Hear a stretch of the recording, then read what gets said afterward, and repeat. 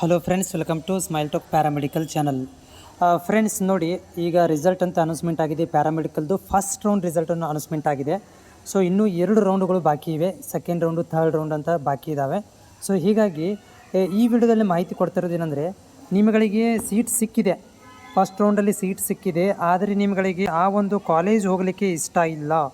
So ಅದಕ್ಕೆ ನಾವು ಏನು ಮಾಡಬೇಕು? ನಮಗೆ ಕಾಲೇಜ್ ಸೀಟ್ ಸಿಕ್ಕಿದೆ, ಆದರೆ ನಮಗೆ ಆ ಕಾಲೇಜ್ ಹೋಗಲಿಕ್ಕೆ ಇಷ್ಟ ಇಲ್ಲ. ಸೊ ಅದಕ್ಕೆ ನಾವೇನಾದರೂ ಫೀಸ್ ತುಂಬಬೇಕಾ, ಅಥವಾ ನಾವು ನಮಗೆ ರಿಪ್ಲೇಸ್ಮೆಂಟ್ ಏನಾದ್ರು ಮಾಡ್ಲಿಕ್ಕೆ ಬರುತ್ತಾ, ಟ್ರಾನ್ಸ್ಫರ್ ಮಾಡ್ಕೊಳಕ್ಕೆ ಬರುತ್ತಾ, ಚೇಂಜ್ ಮಾಡ್ಕೊಳಕ್ಕೆ ಬರುತ್ತಾ, ಅಥವಾ ನಮಗೆ ಏನಾದರೂ ಫೀಸ್ ತುಂಬಿ ನಾವು ಅದನ್ನು ಹೋಲ್ಡಲ್ಲಿ ಇಡ್ಬೋದಾ? ಇದೆಲ್ಲ ನಿಮ್ಮಲ್ಲಿ ಕ್ವಶನ್ಗಳು ಇರುವಂಥದ್ದು.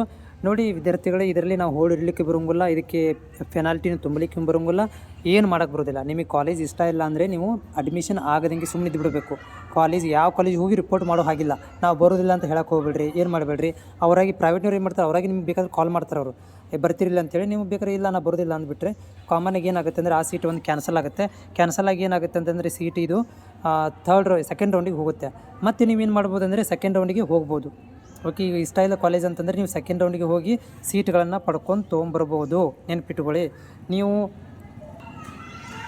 ಇದು ಸೀಟು ನಮಗೆ ಹೋಲ್ಡಲ್ಲಿ ಇಡಲಿಕ್ಕಂತೂ ಬರೋಂಗಿಲ್ಲ. ಸೊ ಹೀಗಾಗಿ ನೀವು ಸೀಟ್ ಸಿಕ್ಕರೂ ಕೂಡ, ನೀವು ಅಡ್ಮಿಷನ್ ಆಗಿಲ್ಲ ಅಂದರೂ ಕೂಡ ನೀವು ಸೆಕೆಂಡ್ ರೌಂಡಿಗೆ ಕೌನ್ಸಿಲಿಂಗಿಗೆ ಹೋಗ್ಬೋದು. ಯಾವುದೇ ಥರದ ಟೆನ್ಷನ್ ಇಲ್ಲ. ಆದರೆ ಯೋಚನೆ ಮಾಡಿ, ಸಿಕ್ಕಿರುವಂಥ ಚಲೋ ಕಾಲೇಜ್ ಚೆನ್ನಾಗಿದ್ದರೆ ಅಡ್ಮಿಷನ್ ಮಾಡಿಸಿ. ಒಂದು ಸಲ ಹೋಗಿ ಚೆಕ್ ಮಾಡ್ಕೊಂಬನ್ನಿ ಕಾಲೇಜ್ ಹೇಗಿದೆ ಅಂತ.